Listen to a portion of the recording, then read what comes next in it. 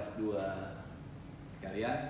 Semoga semuanya pada sehat, pada masih semangat. Lama kita tak berjumpa, ya kemarin kita habis melaksanakan PTS, penilaian tengah semester. Alhamdulillah nilainya juga semuanya pada bagus. Nah, ketemu lagi dengan saya, Pak Ofar.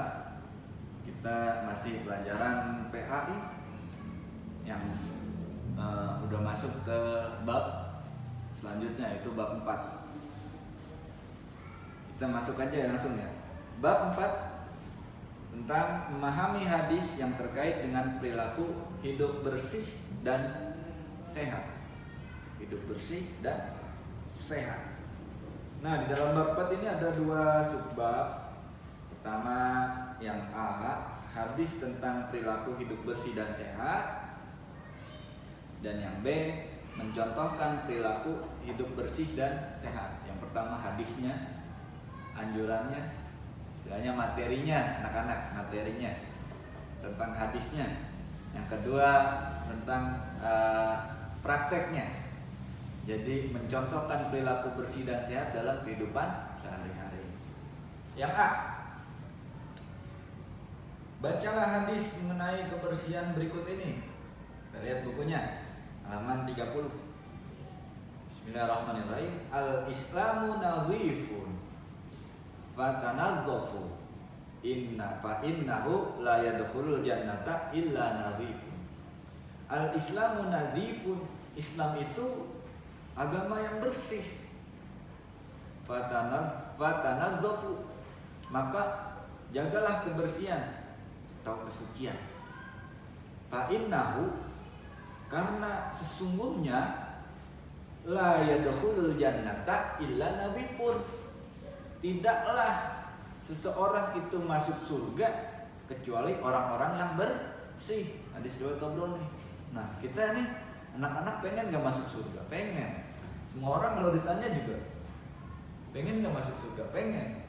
Bapak gurunya ditanya, Pak, pengen masuk surga gak? Pasti jawabannya pengen. Ibu gurunya pengen juga. Kakaknya, adenya, orang tuanya pengen masuk surga gak? Pengen. Nah, salah satu kunci masuk surga yaitu dengan hidup bersih. Ya. Karena la yadkhulul jannata illa nadhifun, tidaklah seorang masuk surga itu kecuali orang-orang yang bersih. Salah satu hadisnya. Kemudian yang kedua, at-tuhuru syatrul iman. Kebersihan itu sebagian daripada iman. At-tuhuru syatrul iman. Kebersihan sebagian daripada iman. Itu hadis riwayat Imam Muslim. Nah, bersih itu artinya yaitu terbebas dari najis ataupun kotoran. Tempat yang bersih terlihat indah dan rapi.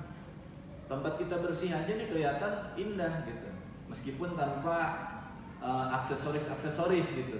Misalnya kamar anak-anak nih, kamarnya nggak ada aksesorisnya, udah polosan aja, tapi bersih. Nah, itu kelihatan indah.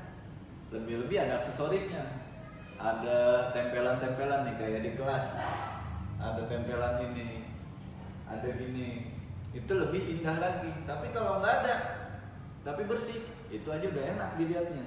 Nah, badan yang bersih akan sehat, dan pakaian yang bersih akan nyaman dipakai. Pakaian nih, baju misalnya, kalau ada noda dikit aja kayaknya gak enak, meskipun noda bekas gitu, bekas apa misalnya, pulpen lah, coret dikit, meskipun nggak ganggu kulit kita, tapi dilihatnya aja nggak enak, ya kan? Dipakainya nggak enak, kelihatan nggak pede gitu, karena nggak bersih.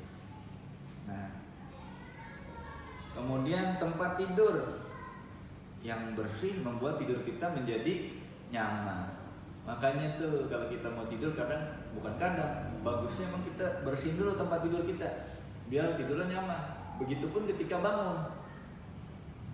Nah, bangun juga kita kan ada lagunya, membersihkan tempat tidurku. Ya.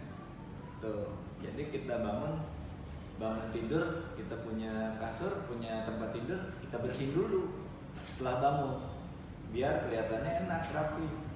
Kemudian sekolah atau kelas yang bersih itu membuat belajar kita jadi nyaman. Nah, di sini Islam adalah agama yang bersih dan memerintahkan umatnya untuk menjaga kebersihan, baik kebersihan badan maupun kebersihan hati. Nah, contoh kebersihan hati adalah bersikap tulus, tidak menyontek, itu bersih tuh. Tidak berburuk sangka kepada teman. Berburuk sangka itu bahasanya suuzon. Jadi melihat teman kita tuh udah jelek aja, nah itu nggak baik. Itu berarti hatinya nggak bersih. Gitu. Nah, menjaga kebersihan akan membuat seseorang mudah memperoleh surga.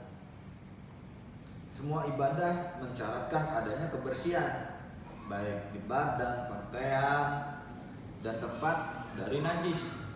Misalnya sholat kita nggak sah, kagak diterima apabila badan kita, pakaian kita, dan tempat kita sholat itu terdapat najis. Nah, kalau udah najisnya udah pasti dah kagak bersih. Kita nggak jaga kebersihan. Begitu juga dengan kebersihan hati. Hanya orang-orang yang bersih hatinya yang dapat menjalankan ibadah dengan penuh keikhlasan, kekhusyuan. Nah, enggak.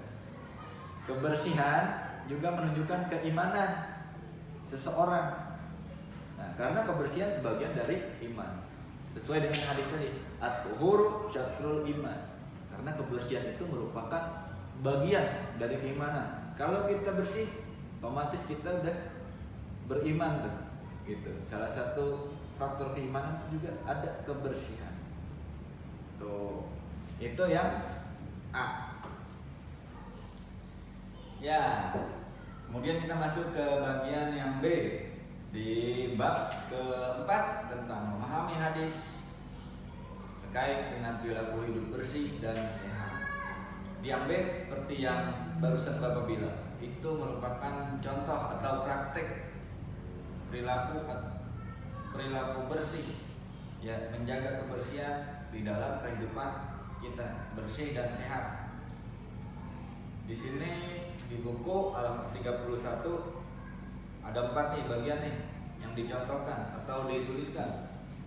Yang pertama kebersihan diri sendiri, kedua kebersihan tempat tinggal, ketiga kebersihan sekolah, yang keempat kebersihan masjid. Yang pertama kebersihan diri sendiri, ada A sampai H. Ini yang ditulis. Mandi 2 kali sehari menggunakan sabun. Keramas pakai sampo, pakai tangan juga. Menggosok gigi ketika bangun dan hendak tidur. Gosok gigi harus pakai sikat gigi, tapi kalau ada sikatnya pakai odol dah, pakai paling kagak ya.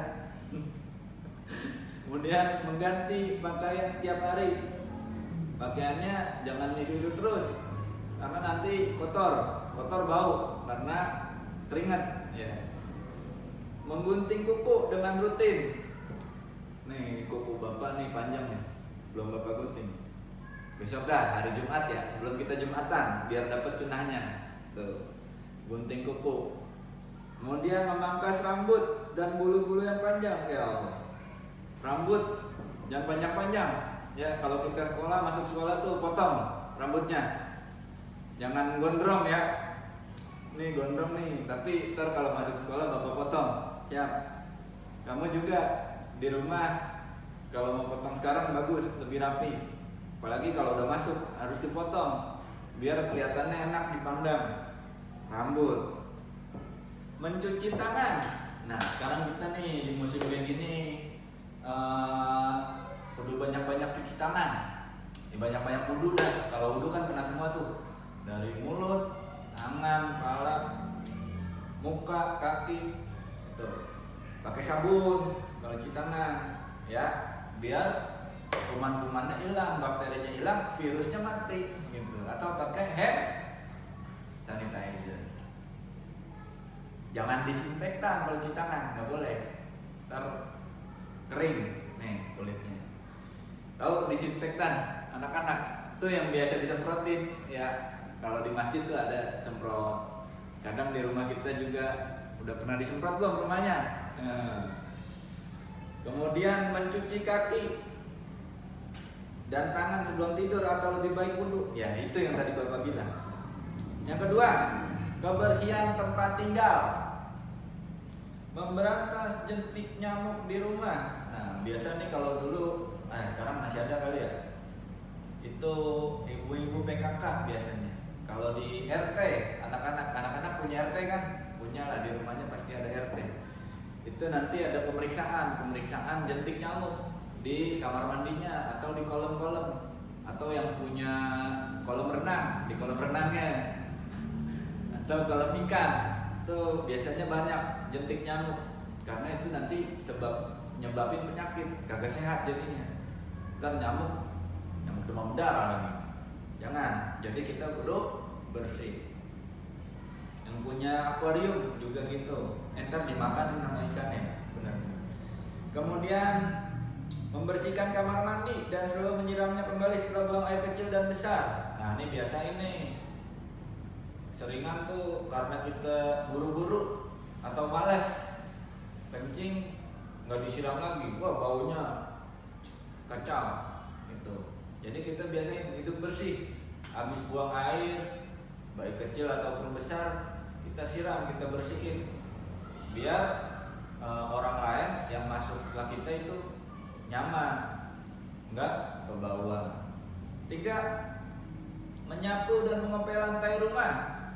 Siapa nih teman-teman yang udah mulai nyapu, bantu-bantu orang tuanya di rumah atau ngepel?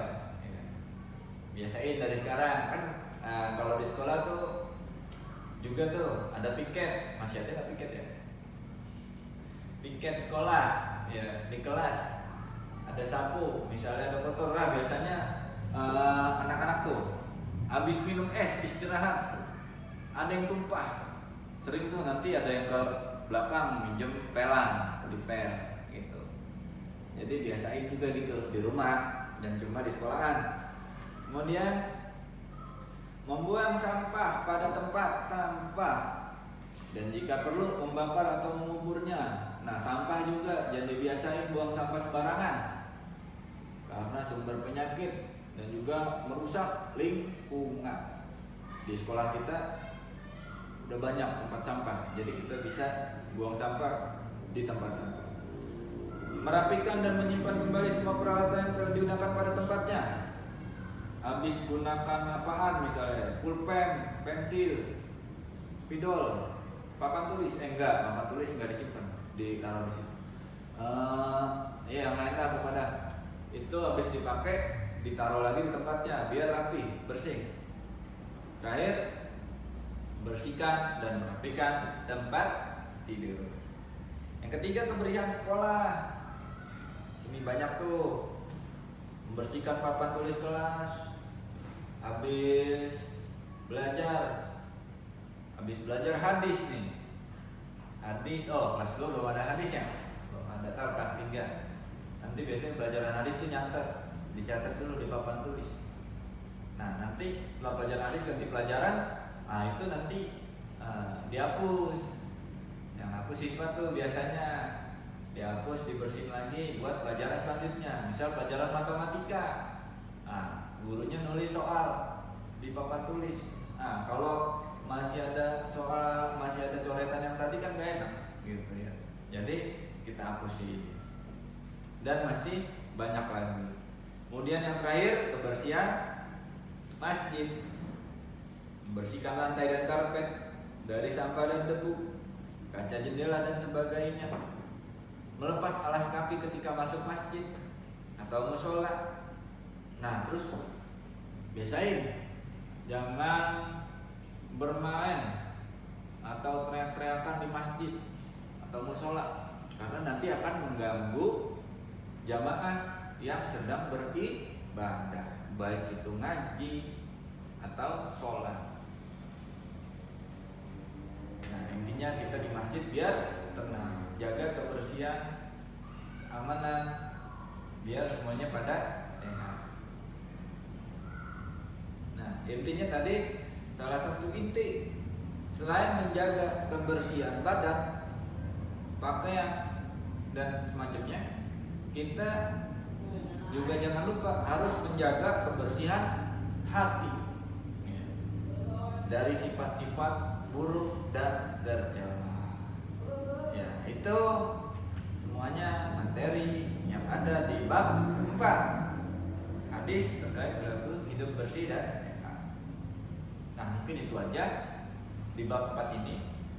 Teman-teman semua dibaca bukunya, dan nanti seperti biasa ada tadrib latihan di bab 4. Oh, yang bab 3 kemarin ada latihan juga ya?